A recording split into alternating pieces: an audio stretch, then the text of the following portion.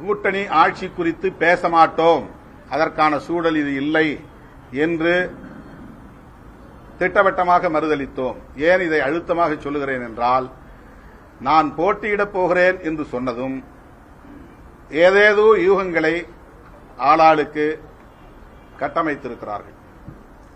திருமாவளவன் பதவி ஆசைப்பட்டு எம்பி பதவியை விட்டுவிட்டு எம்எல்ஏவுக்கு நிற்கப் போகிறார் என்றும், அப்படி இங்கே வந்து அவர் கூட்டணி ஆட்சிக்கு முயற்சிக்கப் போகிறார் என்றும், துணை முதலமைச்சர் ஆவதற்கு ஆசைப்படுகிறார் என்றும்,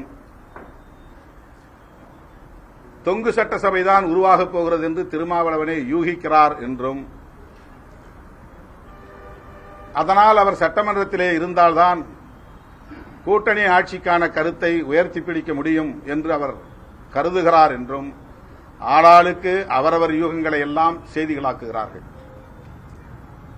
அதேபோல நான் ஏற்கனவே போட்டியிட்டு வெற்றி பெற்ற 4 சட்டமன்ற உறுப்பினர்களில் 3 பேருக்கு வாய்ப்பளிக்கவில்லை என்பது அவர்கள் திமுக ஆதரவு நிலை எடுத்ததனால்தான் என்று மிக தவறாக அவதூறுகளை பரப்புகிறார்கள்.